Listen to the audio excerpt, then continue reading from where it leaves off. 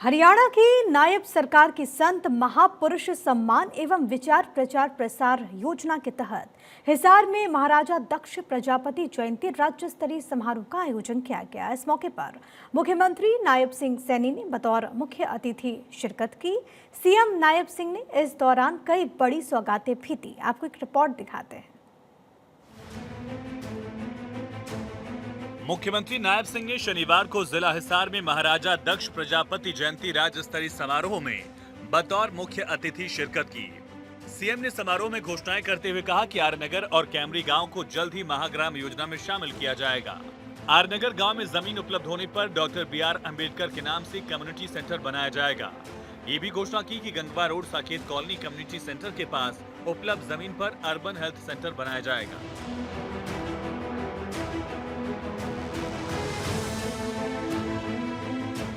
Saket colony community centre के पास 1.25 एकड़ जमीन जो अर्बन हेल्थ सेंटर के लिए वहां पर बनाई जाए, इसको भी बनाने का काम ये हमारी सरकार करेगी।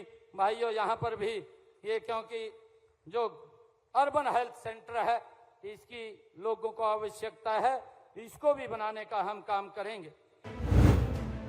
हिसार को सीएम ने कई सौगातें दी। गुरु दक्ष ITI आरनगर में 15 किलोवाट का सोलर सिस्टम लगेगा।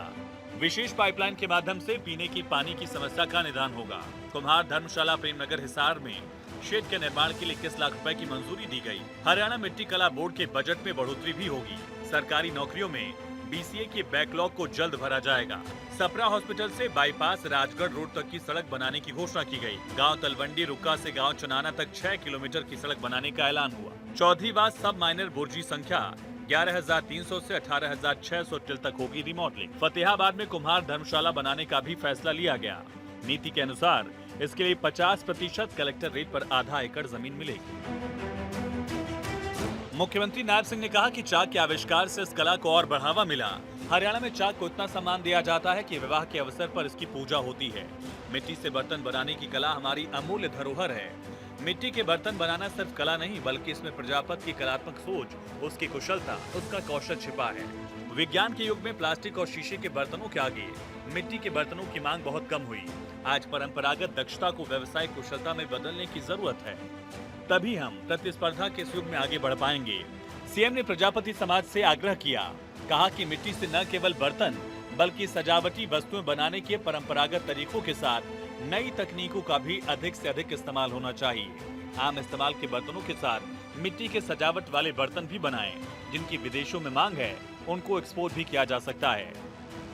परंपरागत दक्षता को व्यावसायिक कुशलता में बदलने की जरूरत है, तभी हम प्रतिस्पर्धा के इस युग में आगे बढ़ सकते हैं। मिट्टी के बर्तन व सजावटी वस्तुएं बनाने के लिए परंपरागत तरीकों के साथ नई तकनीकों का इस्तेमाल किया जाना चाहिए।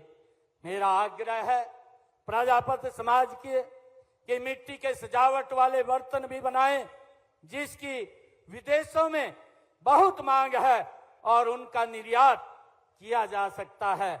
इसके उत्थान व कल्याण के लिए अधिक योजनाएं चलाई जा रही हैं।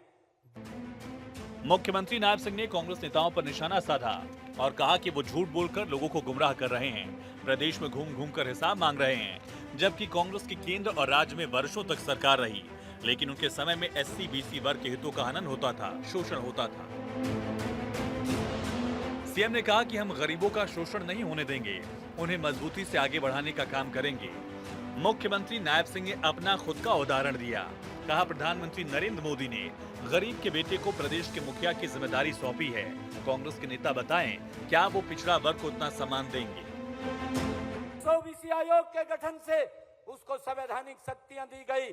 आज हमारे बेटों को, भाइयों, सैनिक स्कूल हो, नवोदय विद्यालय हो, केंद्रीय विद्यालय हो, MBBS की सीटें हो, नीट की परीक्षा हो, मेरे OBC समाज के बच्चों को आज 27% का लाभ मिल रहा है। ये लाभ देने का काम अगर किसी ने किया, ये भारत माँ के लाल नरेंद्र मोदी ने किया। मुख्यमंत्री नायब सिंह ने कहा, कांग्रेस सरकार के समय में पर्ची खर्ची के साथ युवाओं को नौकरियां मिलती थी, लेकिन हमारी सरकार में बिना पर्ची बिना खर्ची के मेरिट पर युवाओं को नौकरियां मिली हैं। आज गरीब के घर के बच्चे भी हरियाणा में अधिकारी बने हैं, जिन्होंने पहले कभी सोचा भी नहीं था। सीएम नायब सिंह के नेतृत्व में हरियाणा देश के अग्रणी राज्यों में है। हर वर्ग का ख्याल रखने वाली नायब सरकार से राज्य का हर तबका संतुष्ट है। डबल इंजन सरकार में विकास की रफ्तार भी डबल है। भारत 24 के लिए चंडीगढ़ से डॉक्टर थानेश्वर शर्मा की रिपोर्ट।